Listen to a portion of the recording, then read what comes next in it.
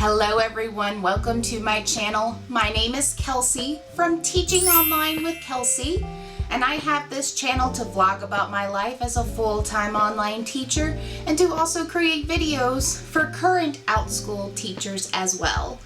So make sure this is not the last time that you see me by hitting that red subscription button and the bell down below to be notified of a new video every Wednesday, and to also give this video a big thumbs up so that the YouTube algorithm is in my favor to help out other Outschool teachers too.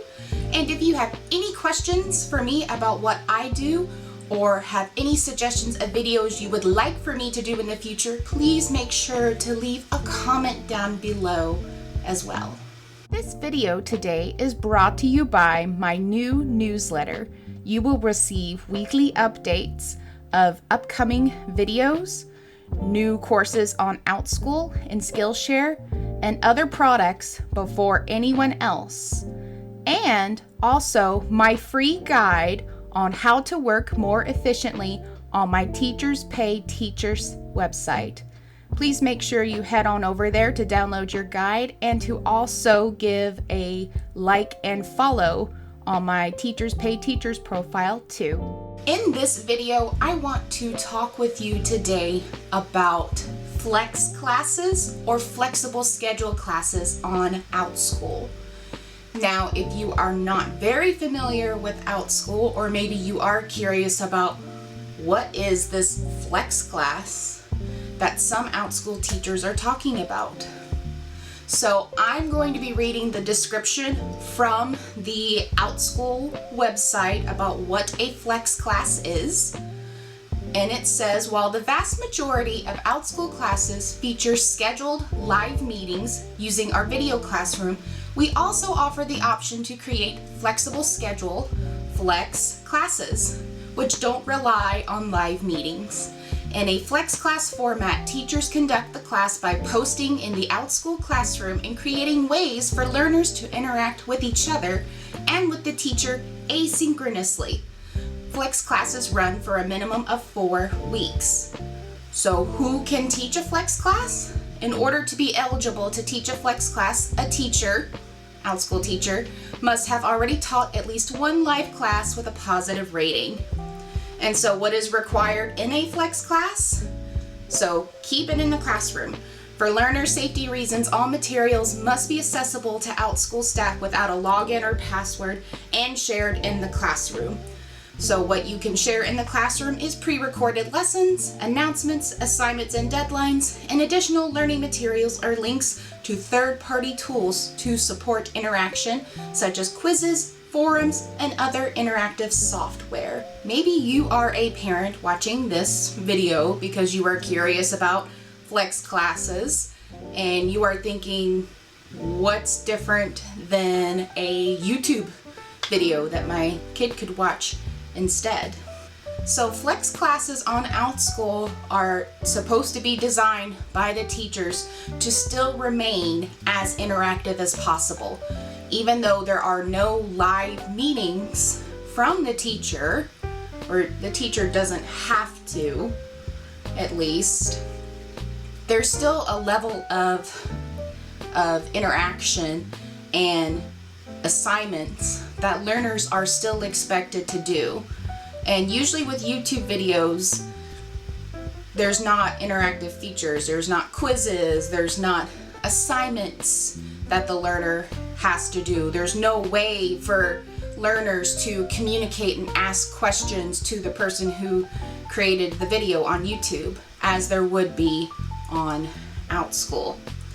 And for my teachers that teach on Outschool, you may be looking at flex classes and think, wow, like flex classes sound amazing. I don't have to get up and get ready and teach live classes. I can just offer these classes and these learners can just learn the lessons whenever they desire. You may be thinking that flexible online learning classes are passive income. And I'm here to tell you they are definitely not. As I mentioned, the parent section of flex class videos, we are still required to be interactive and be open to answering questions and having frequent posts weekly, at least for the duration of your flex course, that you still have to provide interaction to the students. So it is not really passive income by any means. And so I know there's a lot of misconceptions about flex classes from some teachers thinking that it is passive, and it's definitely not. I mean, it does free up a lot of time for you to, do other things in life where you don't have to worry about meeting at a certain time live over the computer. You don't have to worry about that so much, but you're still required to be interactive per Outschool. And while flex classes are fine and really sound like the dream of all Outschool teachers, or maybe it's at least my dream to maybe eventually offer only flex classes on Outschool, which vlog life for a moment, I plan on only offering flex classes on Outschool in the future so that I can focus on my eventual future children and their needs and their education. And so I know there are other teachers on Outschool that just exclusively teach flex classes on there. And if you are one of those teachers, can you let me know in the comments and feel free to share your secrets with us? We all want to live the dream of being only flex teachers on Outschool, so we would love to know how you got to that point yourself. Even though the idea of only offering flex classes sounds wonderful, the thing is they do take a lot of work up front. And you have to come up with the lessons and type out the lessons. You have to do the pre-recorded videos, and if you choose to edit those videos, that could take some time too. You have to figure out some interactive features that you can use for the site, and trying to make it as interactive as possible per Outschool, which that can take a lot of work. That can take a lot of work to gather all that up together, and then having to format what you're going to post and what kind of questions you're going to post and on what days and times. It is a lot of work up front, but then when you offer the class and it's accepted and you offer sections and there are families who sign up for the course, all you have to do is all the formatted stuff is copy and pasted onto the posts, and you can schedule those posts for certain days and certain times, and that's it. There's not really too much you have to do in the duration of your flex course other than be open to answering questions and keep monitoring and mediating other questions and other posts that learners will have on the classroom page. And it is a gamble because you can put in so much effort and a lot of hard work into the flex classes only to have just one or two learners or no learners. And that part can be really, really frustrating on flex classes because you did put in a lot of work and a lot of effort to make this course ready to go for anyone, even from someone halfway across the world, to take your course while you're sleeping, and nobody signs up for it. And that's really frustrating. And that's what I'm sort of dealing with right now as an Outschool teacher, trying to offer more flex classes and pushing flex classes to my followers, is that no one's really signing up for it. They'd much rather take the live version than the flex version, and which makes the dream of being a flex only teacher just a little more difficult, I'm not gonna lie. But we'll we'll get there. Like I said, if you're just a flex class only teacher, please share your secrets and how you got to that point. We would love to know. All right, I am not there yet. And then is July 2021. I'm not there yet. So maybe 6 months from now, I may be saying a different story. But as of right now, no. Speaking of working hard on your flexible learning schedule classes, as a Outschool teacher who has made numerous formats of Outschool flex classes in the year's time that I've been an Outschool teacher, I am going to show you how to make your flex class content processing just a little bit easier. So maybe what you do for your pre-recorded lessons, maybe you just record the lessons and you upload them on YouTube and you just do an unlisted link on there and just copy and paste that onto the classroom page, which that is one thing I have done. Or you can screen record your slides with the video on there, so on Zoom, and then you would do the screen share on Zoom into the slides and screen record talking on there, and then you can either upload it on YouTube or you upload it on Nearpod. I have done that with another class format that I use a flex class option for. But probably the best and easiest discovery that I've made that I want to share with you as a fellow Outschool teacher to another is how you can create a video on Canva and immediately upload it to the slides on Canva. And I'm going to show you how you can share that and put that in your formatted documents for like your post and your assignments for the flex classes. So I'm happy to share that with you, and I hope that what I share with you will also be easier and helpful for your pre-recorded lesson content part, at least of your flex class making process.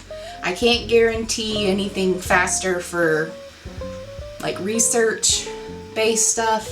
It all depends on the course that you're teaching. Some may require not a lot of research. Maybe you're making a flex class based on a popular live class that you teach, so you kind of already know the information. Or maybe you are making something brand new from scratch and you need to do a lot of research on it before you start making videos on there. So, but I am going to show you right now what I do on Canva to make my pre-recorded lessons right directly on the slides. So I have opened up one of my slides that I'm currently working on for Outschool. I'm working on a continents flex class here, and this week I'm starting on South America. And so normally what I would do is after I have done all my research, and usually I would keep notes on the slides just for now, just to keep up with the facts and what I'm going to share on the video. And so whichever slide that you want to pick for your lesson, what you're going to do, you're going to go here to uploads, and there is an option where it says upload media and record yourself. And when you do the record yourself option, you can click on that, and it's going to give you the option to, you know, what kind of camera you want to use, what kind of microphone you want to use. So whichever one you want, you know, if you have a professional camera, you would obviously click on there to switch to the camera. And then if you have a different microphone, you switch to the different microphone as you desire. And so you're going to hit the start recording button, and it's going to give you a countdown. And so after that countdown, you're automatically going to be recording. All right, and so we'll start recording. There's the countdown. Hello everyone! Welcome to this week of learning about South America. I'm so excited to be sharing so many facts about South America, so let's go ahead and get started. And then you would go up to end recording. All right, and then you have the option to save and do another recording, or you could save the video and then go right back to the slides. Or if you're like, I don't really like this recording, then you can just disregard the recording. So obviously if you're like, I like the video, you would save and you would go right back to the slides, and it will automatically start uploading to your site on Canva. And so as far as I know, I don't have basic Canva. I believe it's either Canva Pro or Canva Education, one of those two.